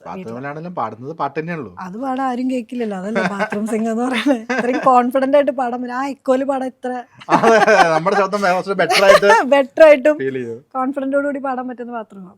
എന്റെ നാട്ടിലൊരു ഇപ്പൊ ഞാൻ എന്ത് പറഞ്ഞു ഇതൊക്കെ കണക്ട് ആയിട്ട് എനിക്ക് തന്നെ പറഞ്ഞിട്ടുണ്ട്. അതായത് പറഞ്ഞു, ഇപ്പം എന്റെ നാട്ടിലൊരു ശെൽവ പ്രസാദ് എന്ന് പറഞ്ഞിട്ടുണ്ട്. അവനിപ്പോ തൃശ്ശൂർ സെറ്റിൽ ചെയ്തേക്കുക. ഇവൻ ഇടയ്ക്കിടയ്ക്ക് വരും, അല്ലെങ്കിൽ ഞാൻ പാടിയ പാട്ടാണ്. എന്ന് വെച്ചാൽ നമ്മുടെ അടുത്ത് ഒഴിഞ്ഞ ഒരു കമ്പനി ഉണ്ട്, ഈ പ്ലേറ്റ് ഉണ്ടാക്കുന്ന കമ്പനിയായിരുന്നു. വീടിന്റെ ഫ്രണ്ടിൽ ഒരു പാടത്തിന്റെ കയറിലെ കമ്പനി. ഈ കമ്പനി പൂട്ടിപ്പോയി കഴിഞ്ഞപ്പോൾ അത് വെറുതെ കിടക്കുക, ഒരു വലിയൊരു ഹാളാണ്. ഇതിന്റെ നടുക്ക് പോയിട്ട് പാടും. അപ്പൊ ഇതിങ്ങനെ എക്കോടിയും. യേശുദാസ് തോറ്റു പോലെ ശബ്ദം കേട്ട് കഴിഞ്ഞാൽ അത് വെച്ചിട്ട് ഞങ്ങളൊക്കെ വെച്ചു ഇവൻ ഇത്ര നന്നായിട്ട്. പിന്നെയാണ് നമുക്ക് മനസ്സിലായി എക്കോയുടെ സൗന്ദര്യം നമ്മൾ കേൾക്കണത്. അതുപോലെ എക്കോ ഇട്ട് പാടിക്കഴിഞ്ഞാൽ പിന്നെ പാട്ട് വെച്ച് കൂടെ പാടാൻ നന്നായി പാടും. എനിക്ക് ഏറ്റവും ഇഷ്ടം പാടാൻ ഇപ്പൊ കാറിലിരുന്നിട്ടാ. കാറിൽ പാട്ട് വെച്ചിട്ട് അത് എപ്പോഴും ഡ്രൈവ് ചെയ്യുമ്പോൾ ചേട്ടനും ഞാനും പോകുമ്പോൾ ഞാൻ ലിറിക്സ് വയ്ക്കും, പാട്ട് വയ്ക്കും. ഭയങ്കര ഇഷ്ടമാണ് കാറിൽ പാട്ട് പാടിപ്പോവാൻ. അത് സ്ഥിരം പരിപാടിയുണ്ട്. കാരണം നമ്മുടെ പിച്ച് ഔട്ടൊന്നും അറിയില്ല. കാറിൽ നല്ല രസമാണ് പാടാൻ. എല്ലാ കുരുത്തക്കേടും ചേട്ടനുണ്ടെന്ന് തോന്നുന്നല്ലേ? അതെ, എല്ലാത്തിനുണ്ട്. ഈ കാറിൽ പോകുമ്പോൾ ചിലവർ വളരെ മെലോഡിക് ആയിട്ട് പാട്ട് വെക്കും, ചിലവർ മറ്റേ ഗില്ലിക്കകത്ത് ഇങ്ങനെ അതൊക്കെ ഉണ്ട്. ഏത് അത് വരുമ്പോൾ നമ്മുടെ സ്പീഡ് കൂടും. പിന്നെ പാട്ട് ഭയങ്കരമായിട്ട് നമ്മളെ ഇൻഫ്ലുവൻസ് ചെയ്യും. ഒരു മെലഡീസ് വെക്കുകയാണെങ്കിൽ പയ്യെ ഡ്രൈവിംഗ് ശ്രദ്ധിച്ചറിയാൻ പറ്റും. പയ്യെ ഡ്രൈവിംഗ് ഒന്ന് സ്ലോ ഡൗൺ ആവുന്നൊക്കെ കാണാം. അർജുൻ അൽവില്ലൊക്കെ വെച്ച് കഴിഞ്ഞാൽ ഞാൻ വച്ചിടുമ്പോ എന്റെ വൈഫ് പറയും ആ പാട്ട് വേണ്ട മാറ്റി. എനിക്ക് പെട്ടെന്ന് എത്തണം എന്ന് പറയുമ്പോൾ ഞാൻ പറയും ചേട്ടാ എനിക്ക് പെട്ടെന്ന് എത്തണം. അപ്പൊ ഞാൻ ഈ പാട്ടിൽ ഞാൻ ചേഞ്ച് ചെയ്യും. അപ്പൊ അതിനനുസരിച്ച് പോകും. നൈസായിട്ട് പാട്ട് മാറുമ്പോ അതിനനുസരിച്ച് സ്പീഡ് കൂടും. അതിഥി ഫുഡ് ഹാബിറ്റ്സ് ഒക്കെ എങ്ങനെ? ശരിക്കും നോൺ അടങ്ങിയേ തീരുള്ളൂ, ഫിഷ് വേണം? ഇല്ല, അങ്ങനെ നിർബന്ധമില്ല. ഫുഡ് ഇത് വേണം, അതുണ്ടെങ്കിലേ കഴിക്കൂ. ഒരു നേരം എന്തായാലും എനിക്ക് ഉച്ചയ്ക്ക് ചോറ് വേണം, അങ്ങനെ എന്തെങ്കിലും? ചോറ് ഇഷ്ടമാണ്, അത് ഉച്ചയ്ക്ക് ചോറ് കഴിക്കും. പക്ഷെ കറികൾ അങ്ങനെ ഇന്നത് വേണം നിർബന്ധം. എനിക്ക് ഒരു കറി ഉണ്ടായി എല്ലാവരും പറഞ്ഞു കേൾക്കും, പല കറികൾ, പല സെറ്റ് ഓഫ് കറികളും ചോറൊക്കെ കഴിക്കാൻ ഓരോരുത്തർക്ക് ഇഷ്ടം. എനിക്ക് ചോറും ഒരു കറി ഉണ്ടെങ്കിൽ ഞാൻ ഓക്കെ. ഞാൻ ഒരു കറി എടുക്കത്തുള്ളൂ. അങ്ങനെ എനിക്ക് അങ്ങനെ കഴിക്കാനേ പറ്റാറുള്ളൂ. എനിക്ക് എല്ലാം കൂടെ മിക്സ് ചെയ്താൽ എനിക്ക് കഴിക്കാൻ പറ്റില്ല. എല്ലാം കൂടെ കണ്ടാൽ ഞാൻ ഇങ്ങനെ എനിക്ക് വേണ്ടത് ഓരോ ഫംഗ്ഷനൊക്കെ മുമ്പ് എനിക്ക് മൊത്തത്തിൽ മടുക്കും. പക്ഷെ എനിക്ക് അമ്മ ഉണ്ടാക്കുമ്പോൾ ഞാൻ ഒറ്റ കറി മാത്രം സെപ്പറേറ്റ് എടുത്ത് ചോറ് കഴിക്കാൻ ഭയങ്കര ഇഷ്ടം. അങ്ങനത്തെ ഈ ബെഡ്റൂമിൽ കൊണ്ടുപോയി ഇരുന്ന് കഴിക്കുക, ടിവിയുടെ മുമ്പിൽ പോയി ഇരുന്ന് കഴിക്കുക, അടുക്കളയിൽ ഇരുന്ന് കഴിക്കുക, ആ കൂട്ടത്തിലാണ്. ഒരിക്കലും നമ്മൾ ഡൈനിങ് ടേബിളിൽ ഇരുന്ന് കഴിക്കുന്നത് വളരെ അപൂർവമാണ്. അത് ഡൈനിങ് ടേബിളിൽ തന്നെ ഇരുന്ന് കഴിക്കുക. അല്ല, ഡൈനിങ് ടേബിളും പിന്നെ സെറ്റിൽ ടി വി കാണുമ്പോൾ ഇരുന്ന് കഴിക്കും. ബെഡ്റൂമിലേക്ക് ഫുഡ് കൊണ്ടുപോകാൻ അങ്ങനെ സമ്മതിക്കാറില്ല. പറ്റുമായിരുന്നു, പക്ഷെ സമ്മതിക്കില്ല. ഈ നമുക്ക് അത് സെലിബ്രിറ്റിയാണ് പുറത്തുള്ള. ഈ വീട്ടിൽ ശരിക്കും പറഞ്ഞാൽ മോളാണ്. അടിച്ച് ഇപ്പം എന്തെങ്കിലും അറിയുമ്പോൾ ഒരു അടി കൈക്കിട്ടൊക്കെ കിട്ടിയിട്ടുണ്ടോ അമ്മയുടെ ഭാഗത്തുനിന്ന്? ഇപ്പൊ ഇല്ല, ഇപ്പൊ കുറെ നാളായിട്ട് അമ്മ നല്ലപോലെ അടിച്ച് വളർത്തി 3 പേരെ. ഞങ്ങള് 3 പേര് നല്ലപോലെ ആവശ്യത്തിന് വഴക്കും മടിയും. അതിന്റെയൊക്കെ ഒരു പാമ്പറിങ് ശരിക്കും അച്ഛനായിരിക്കും പലപ്പോഴും വന്ന് അച്ഛൻ പാമ്പർ ചെയ്യും. ഞാൻ അച്ഛന്റെ ഉണ്ണിമോളാണ്, അപ്പം അത് അതിന്റെ ഇതുണ്ട്, പാമ്പറിങ്. അമ്മയുണ്ട്, നന്നായിട്ട് കൊഞ്ചിക്കും, എല്ലാം ഉണ്ട്, മിക്സ്ഡ് ആണ് അവിടെ. എല്ലാം ഒന്നിനും ഒരു കുറവൊന്നുമില്ല. പക്ഷെ അടി കിട്ടണത് അടിയും തരും. അതിനും ഒരു അമ്മയുടെ പേര് ഗീത. ഗീത. ഓക്കെ. ഈ നമ്മൾ ടി വി കണ്ടുകൊണ്ട് ചോറിനെന്ന് പറഞ്ഞാൽ ചോദിച്ചാൽ നമ്മൾ ഈ എല്ലാ ഒട്ടുമിക്ക ആളുകളും ഈ ഉച്ചപ്പടങ്ങൾ എന്ന് പറയുന്ന ഒരു കൂട്ടം സിനിമകളുണ്ട്. ചിലപ്പോൾ ഒരു 90കളിലെ സിനിമകളായിരിക്കാം, ഒരു ദിലീപ് സിനിമകളായിരിക്കാം, ലാലേട്ടൻ ജയറാമേട്ടൻ്റെ ഒക്കെ പടങ്ങളായിരിക്കാം. ആ കൂട്ടത്തിൽ തന്നെ പെടുന്ന ഒരു വ്യക്തിയാണ്. അതെ അതെ. അയ്യോ, ഞാനും എൻ്റെ ചേട്ടനും ഞങ്ങള് കറക്റ്റാണ്. എനിക്ക് സിനിമ വേണം ഭക്ഷണം കഴിക്കുമ്പോൾ. എനിക്കും അതെ. ആ സിനിമ കാണുകയാണെങ്കിൽ നമുക്ക് ഭക്ഷണം കഴിക്കാൻ തോന്നും. വിശപ്പും കറക്റ്റ് ആയിരിക്കും. പഴയ സിനിമകൾ നമ്മൾ അറിയാതെ 90കളിലെ സിനിമ, ഇത് ദിലീപേട്ടൻ്റെ, ലാലേട്ടൻ, ജയറാമേട്ടൻ്റെ അവരുടെ സിനിമകൾ ഭയങ്കര ഇഷ്ടമാണ്. പിന്നെ ഈ ലേറ്റസ്റ്റ് സി ഡി മൂസ് എന്നൊക്കെ പറയാം. പിന്നെ സി ഡി മൂസ് ഒക്കെ വെട്ടൊക്കെ ഒരു ലോഡ് ടൈം കണ്ടിട്ടുള്ള സിനിമ. അതുപോലൊക്കെ ക്യാരക്ടേഴ്സ് ചെയ്യണമെന്ന് ആഗ്രഹമില്ല ശരിക്കും. ശരിക്കും പറഞ്ഞാൽ അതിഥി രവി എന്ന് പറയുന്ന ആക്ട്രസിനെ ശരിക്കും മലയാള സിനിമയിൽ ടെക്നീഷ്യന്മാർ അത്രയും ഒരു കാലിബർ യൂസ് ചെയ്തിട്ടുണ്ടോ? എങ്ങനെ പറയാ, അങ്ങനെ റോള് 100% തൃപ്തിയാണോ കരിയറിലാണോന്ന് ചോദിച്ചാൽ ഹാപ്പിയാണ് ഞാൻ. തൃപ്തിയാണോ ചോദിച്ചാൽ എനിക്കറിയില്ല. അത് പിന്നെ ആരും ആവില്ല. നമുക്ക് ഓരോ കഥാപാത്രങ്ങൾ ഇനിയും ചെയ്യണമെന്ന് പറയില്ല. ഞാൻ ഹാപ്പിയാണ്, അതിന് കുറവില്ല. പക്ഷെ ഈ പറഞ്ഞ പോലെ തൃപ്തി, ഒരുപാട് നല്ല കഥാപാത്രങ്ങൾ ചെയ്യണം, അത് പോരണം കഴിഞ്ഞാൽ നമുക്ക് ഇനിയും ചെയ്യണം തന്നെയല്ലേ തോന്നുള്ളൂ. തൃപ്തി ഉണ്ടാവുന്ന ഒരു ആക്ടേഴ്സ് ഉണ്ടാവണമെന്നില്ല എനിക്ക് തോന്നുന്നു, ആരും ഉണ്ടാവില്ല. അപ്പം അങ്ങനെ നോക്കുമ്പോൾ ശരിയാ, തൃപ്തിയല്ല. ഇനിയും ഒരുപാട് നല്ല കഥാപാത്രങ്ങൾ, എനിക്ക് നല്ല സിനിമകൾ ചെയ്യണം തന്നെയാണ് ആഗ്രഹം. ഈ ഒരുപാട് സൗഹൃദ വലയങ്ങളുണ്ടാവും. ഈ സൗഹൃദ വലയങ്ങളിലൊക്കെ നമ്മൾ നമ്മൾ ഇന്റർവ്യൂ തുടങ്ങുന്നതിന് മുന്നേ സുരാജേട്ടൻ തന്നെ എൻ്റെ കാര്യം നമ്മൾ സംസാരിച്ചപ്പോൾ അത് തന്നെ കോട്ട് ചെയ്ത് പറയാം. സുരാജേട്ടൻ പറഞ്ഞിട്ടുണ്ട് അവസരങ്ങൾ ചോദിച്ചു മേടിക്കാറുണ്ടെന്ന് പറഞ്ഞിട്ടുണ്ട്. എന്തിനും മമ്മൂക്ക അവരെ അതിഥി എങ്ങനെ സുഹൃത്തുക്കളോടൊക്കെ അവസരങ്ങൾ അങ്ങനെ ചോദിച്ചിട്ട് നല്ലൊരു ക്യാരക്ടർ എനിക്ക് ഇന്ന രീതിയിൽ നീ എഴുത്, അല്ലെ അങ്ങനെയൊക്കെ പറയാൻ പറ്റുന്ന സൗഹൃദങ്ങളുണ്ടോ? എങ്ങനെയാണ് സൗഹൃദങ്ങൾ സിനിമയിൽ? അങ്ങനെ സൗഹൃദങ്ങളില്ല ഇപ്പൊ. ഞാൻ പക്ഷേ കുറച്ച് പേര് നമുക്ക് വേണ്ടിയിട്ട്, അല്ലെങ്കിൽ 1-2 നമ്മൾ ടീമപ്പ് ചെയ്തൊക്കെ വർക്ക് ഇപ്പം പ്ലാൻ ചെയ്യുന്നൊക്കെ ഉണ്ട്, നല്ല സിനിമകൾ. അപ്പം എനിക്കും പ്ലാൻ ഉണ്ട്, നല്ല ചെയ്യുമ്പോൾ നല്ല ഇതിൽ ചെയ്യണം, അങ്ങനെയുണ്ട് ഇപ്പോൾ. അതിപ്പോൾ ഈ അടുത്തൊക്കെ ആയിട്ട് വന്നതാണ്, നമ്മളിലേക്ക് വന്നു ചേർന്നതാണ്. ഞാനായിട്ട് പക്ഷെ തേടിപ്പോയതുമല്ല. അതാ ഞാൻ പറഞ്ഞത്, ചില സമയത്ത് നമ്മൾ പറയില്ലേ, ഞാൻ എക്സ്പെക്ട് ചെയ്ത ആളുകളല്ല ഒന്നും. അപ്പോൾ അതുകൊണ്ട് എനിക്ക് ഭയങ്കര ഇനിയും ഉണ്ടാവും നല്ല സിനിമകളിൽ. അതിന് മുന്നേ ഞാൻ അങ്ങനെ ചോദിക്കലില്ല. എനിക്കും ചോദിക്കാനൊരു മടിയായിരുന്നു. അങ്ങനെയൊക്കെ ഞാൻ എങ്ങനെ ചോദിക്കാതെ ബുദ്ധിമുട്ടിപ്പിക്കുകയാണ് എപ്പോഴും. നമ്മുടെ ഫസ്റ്റ് തോട്ട് ഞാൻ കാരണം ഒരാൾക്ക് ബുദ്ധിമുട്ടുണ്ടാവണം ഞാൻ ചോദിച്ചാൽ. ഇനി അവർ നോ പറഞ്ഞാൽ അത് പിന്നെ ഒരു ബുദ്ധിമുട്ടാവും, നമുക്കും ഒരു വിഷമം, അവർക്കും അതൊരു. അപ്പം ചോദിക്കൽ വളരെ കുറവാണ്. പക്ഷെ ഇപ്പം ഞങ്ങൾ കുറച്ചുകൂടി ടീമപ്പ് ചെയ്ത് വരണം, നല്ലതൊക്കെ വരുന്നുണ്ട്. അപ്പം അതിൽ ഞാനിപ്പോൾ ഹാപ്പി. അതാ പറഞ്ഞത്, ഞാൻ ഒന്നിനും പോയപ്പോൾ തന്നെ വരുന്നുണ്ട്, അതിൽ ഞാൻ ഹാപ്പിയാണ്. അത് എപ്പോഴും പ്ലസന്റ് ആയിട്ട് ഇഷ്ടപ്പെടുന്ന വ്യക്തിയാണ്. എനിക്കത് ഇഷ്ടമാണ് അങ്ങനെ. കാരണം ഞാൻ അങ്ങനെ പെട്ടെന്ന് ഇങ്ങനെ ഡൗൺ ആവുന്ന എപ്പോഴും നെഗറ്റീവ് ചിന്തിച്ചിട്ടൊക്കെ ഉള്ള ഒരാളായിരുന്നു. അതല്ല എന്ന് മനസ്സിലാകുന്ന പോയിന്റിലൊക്കെ എത്തിയപ്പോൾ എനിക്കിപ്പോൾ ഇതാണ് ഇഷ്ടം. ഇങ്ങനെ ഇരിക്കാനാണ് നല്ലത്, ഇത് നല്ലതേ കൊണ്ടുവരും. നമുക്ക് നെഗറ്റീവ് ഇരുന്നാൽ നെഗറ്റീവ് മാത്രമേ വരുള്ളൂ, പോസിറ്റീവായിട്ടിരുന്ന പോസിറ്റീവ്. അപ്പം നമുക്ക് ചൂസ് ചെയ്യാം ഏത് വേണമെന്ന്. 100% ശരിയാണ്. ഞാൻ ആലോചിച്ചേ. അല്ലേ? എത്ര വയസ്സുണ്ട് ഇപ്പം? അയ്യോ, വയസ്സ് പറഞ്ഞോളൂ, ഇപ്പം 32. ഭയങ്കര മെച്യൂരിറ്റിയോട് സംസാരിക്കുന്നോണ്ട് ചോദിച്ചത്. ഭയങ്കര എനിക്ക് ശരിക്കും പറഞ്ഞാൽ ഭയങ്കര വായിക്കുന്ന ഒരാൾ പറയുന്നപ്പോ എനിക്ക് ഈ സദ്ഗുരു കേട്ടിട്ടുള്ള ഒരു ഇതായിരിക്കും ഇങ്ങനത്തെ തോട്ട് പ്രോസസ് കേട്ടും. പിന്നെ നമുക്കത് ഞാൻ ഓരോന്ന് വരുമ്പോൾ അതിങ്ങനെ ഒബ്സർവ് ചെയ്യാൻ തുടങ്ങിയപ്പോൾ എനിക്കത് നമ്മുടെ തന്നെ മിസ്റ്റേക്സും നമ്മുടെ തന്നെ എക്സ്പീരിയൻസിൽ നിന്നും പഠിക്കുമ്പോൾ ഉണ്ടാവുന്ന ഏത് ബുക്ക് വായിച്ചാലും കിട്ടില്ല. ബുക്ക് വായിച്ച വേണമെങ്കിൽ എനിക്കിങ്ങനെ ഒരു പ്രഭാഷണം അങ്ങനെയൊക്കെ പറയാൻ പറ്റും, വന്നിരുന്നൊക്കെ വേണമെങ്കിൽ. ഇത് ഉള്ളിൽ നിന്ന് പറയുന്നതാണ്. ഇത് ഞാൻ എൻ്റെ ഇതിന്ന് പറഞ്ഞതാ, ഇതെനിക്ക് ബുക്കിൽ നിന്ന് കിട്ടിയതല്ല. ബുക്ക് വായിച്ച് പറയുന്നത് എളുപ്പമാണ്, അതിന് ഇത്തിരി അത്യാവശ്യം അതിലൊരു സ്കില്ല്, വായിക്കാനുള്ള ക്ഷമയും വായിക്കാനുള്ള ഒരു ഓർത്ത് വെക്കാനുള്ള ഇതുണ്ടായാൽ ക്ഷമയും പിന്നെ ആ ഒരു സ്കില്ല് ഉണ്ടായാൽ മതി സംസാരിക്കാൻ. പക്ഷെ അത് ഉള്ളിൽ നിന്ന് വരുന്നതാണ് ഏറ്റവും, അങ്ങനെ ഉണ്ടായ നല്ലതായിരുന്നു. ഞാൻ ഇപ്പോഴും ശ്രമിച്ചുകൊണ്ടിരിക്കുന്നതാണത്. അങ്ങനെ ഓക്കെ. ഈ ഒരു നടി എന്ന രീതിയിൽ സ്വയം പുതുക്കുന്നത് എങ്ങനെയാണ് എങ്ങനെ ഇവോൾവ് ചെയ്യുന്നത്? ഇപ്പം ആദ്യത്തെ സിനിമയിലെ ഇപ്പം ആംഗ്രി ബേബീസിലെ ആ ഒരു ക്യാരക്ടർ ആയിരിക്കില്ലല്ലോ ഈ 10-ാം മലയിൽ വന്നിരിക്കുമ്പോൾ ഉള്ളത്. അതെ അതെ അതെ അലമാരയിലെ ഒരു കഥാപാത്രം ആയിരിക്കില്ല നേരിൽ വന്നത്. അതെ അതെ. ഓരോ സിനിമകൾ കഴിയും തോറും അതിഥിക്ക് തന്നെ തോന്നിയിട്ടില്ല അതിഥി മെച്ചപ്പെട്ട് വരുന്നു. എനിക്കതിന് എന്നെ ഏറ്റവും കൂടുതൽ ഹെൽപ്പ് ചെയ്തത് സുരാജൻ്റെ കൂടെ 10-ാം മലവിന് മുൻപ് ഞങ്ങളൊരു സിനിമ ചെയ്തിട്ടുണ്ട്. അതിപ്പോൾ റിലീസ് ആവാൻ പോകുന്നേ ഉള്ളൂ, ലിക്കർ ഐലൻഡ് എന്ന് പറഞ്ഞിട്ട്. ഓക്കെ. അത് 10-ാം മലവിന് മുൻപ് ചെയ്തതാണ്. അപ്പോഴാണ് ഞാൻ സുരാജനെ പരിചയപ്പെടുന്നു. എന്താണ് ആക്ടിങ്, ഭയങ്കര ഒരു ഇൻസ്റ്റിറ്റ്യൂഷനാണ് സുരാജ് ചേട്ടൻ ആ കാര്യത്തിൽ. എനിക്ക് നല്ലൊരു ഗുരുവിനെ പോലെ എനിക്ക് ഭയങ്കര റെസ്പെക്റ്റ് ഉള്ളൊരു ചേട്ടനാണ്. കാരണം ആ കാര്യത്തിൽ എപ്പോഴും നമുക്ക് പറഞ്ഞു തന്നത് അതെനിക്കൊരു ഷിഫ്റ്റായിരുന്നു. എങ്ങനെ നമുക്ക് അഭിനയിക്കുക, നമ്മളും മറ്റേത് ഡയറക്ടർ പറഞ്ഞു തരുമ്പോൾ ആ ഡയലോഗ് മാക്സിമം പഠിച്ച് പറഞ്ഞത് പറഞ്ഞു കഴിഞ്ഞു, ഓക്കെ ഇങ്ങനെയൊക്കെ ആയിരുന്നു. ജോലി തീർത്തു എന്നല്ല, നമുക്കൊരു ടെൻഷനൊക്കെ ഉള്ളതുകൊണ്ട്. ഇപ്പം അങ്ങനെയല്ല, അത് എന്താണ് ആ ക്യാരക്ടർ എന്താണെന്ന് മനസ്സിലാക്കി ചെയ്യുമ്പോൾ ഉണ്ടാകുന്നൊരു ഫീല് ഭയങ്കര രസമാണ്. അതെനിക്ക് സുരാജേട്ടനാണ് ആ ഒരു ടിപ്പും കാര്യങ്ങളൊക്കെ പറഞ്ഞു തന്നത്. ഭയങ്കര ഹെൽപ്ഫുള്ളായിരുന്നു. അതെനിക്ക് 10-ാം മലവിലും ഭയങ്കര ഒത്തിരി ഹെൽപ്പ് ചെയ്തിട്ടുണ്ട്.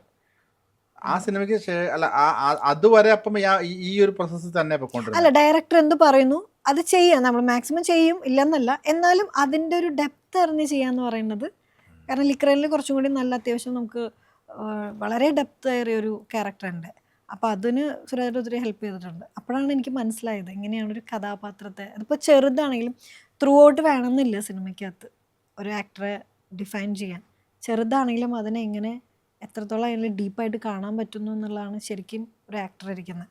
അപ്പോൾ അതിനുശേഷം എനിക്കിഷ്ടമായി എന്ത് റോളാണെങ്കിലും ഇതാണ് ഞാൻ ഇപ്പോൾ ചെയ്തുകൊണ്ടിരിക്കുന്നത്. എന്താണെങ്കിലും അതിൽ മാക്സിമം മാക്സിമം അതെന്താണ് ആ ക്യാരക്ടർ, അതിന് മുമ്പ് എന്തായിരിക്കും, എങ്ങനെയായിരിക്കും ആ ക്യാരക്ടർ പെരുമാറുക, അതൊക്കെ സുരാജേട്ടനാണ് എപ്പോഴും പറഞ്ഞിരിക്കുന്നത്. ഒരു ക്യാരക്ടർ വരുമ്പോൾ അവർക്കൊരു ബാക്ക് സ്റ്റോറി ഉണ്ടെന്ന് നമ്മൾ വെറുതെ ചിന്തിക്കണം എന്ന്. അതെനിക്കറിയില്ലായിരുന്നു. ഞാൻ വന്ന് ഇപ്പം ഒരു IT വർക്ക് ചെയ്യുന്ന ഒരു ലേഡിയാണെങ്കിൽ ഞാൻ അപ്പം തന്ന ഡയലോഗിനനുസരിച്ച് വരും അവൾ എന്തൊക്കെയായിരിക്കും എന്നൊക്കെ വെറുതെ പറഞ്ഞു തരുമ്പോഴാണ് അത് ഭയങ്കര അത് നല്ലൊരു എക്സ്പീരിയൻസ് ആയിരുന്നു എനിക്കത്. ഇപ്പം നമ്മൾ ഒരു സിനിമയിൽ അഭിനയിക്കാൻ വരുന്നു, ഷോട്ട് പറഞ്ഞു തരുന്നു, അസോസിയേറ്റ് ഷോട്ട് പറഞ്ഞു തരുന്നു, നമ്മൾ അതിനുശേഷം ടേക്കിന് വിളിക്കുന്നു.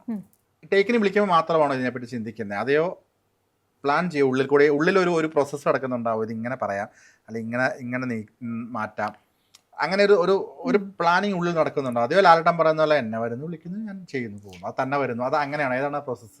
ഒത്തിരി ഇങ്ങനെ ഡീപ്പായിട്ടിരുന്ന് തലേദിവസം മുതലേ അതിനും പ്ലാൻ ചെയ്ത് അങ്ങനെയൊന്നുമില്ല. നമ്മൾ വന്നു കഴിഞ്ഞാൽ എനിക്ക് ഏറ്റവും കൂടുതൽ എന്നെ ഇഷ്ടപ്പെടുന്ന ആ ക്യാരക്ടർ, ഇപ്പം നമ്മൾ വന്ന് കോസ്റ്റ്യൂം മാറുമ്പോൾ തൊട്ട് എനിക്ക് ഭയങ്കര, അപ്പോഴാണ് എനിക്ക് ഫീൽ ചെയ്യാറ് കൂടുതലും ക്യാരക്ടറിലേക്കായി. അതങ്ങനെ ഞാൻ ചേഞ്ച് അതായി എന്നുള്ളതല്ല, പക്ഷെ അത് ഭയങ്കര ഹെൽപ്പ് ചെയ്യുന്നുണ്ട്. അങ്ങനെ മാറി ഞാൻ അതിലേക്ക് ക്യാരക്ടറായിട്ട് ഇരിക്കുക എന്നുള്ളതല്ല, നമുക്ക് തരുന്ന വേഷങ്ങൾ ഒത്തിരി നമ്മളെ ഹെൽപ്പ് ചെയ്യും ക്യാരക്ടർ ആവാനായിട്ട്. അപ്പം മുതൽ നമ്മളൊന്നുകൂടി ശ്രദ്ധിക്കും എന്താണ് എങ്ങനെയാണെന്നുള്ളതൊക്കെ, അതിനനുസരിച്ച് ചെയ്യാറ്.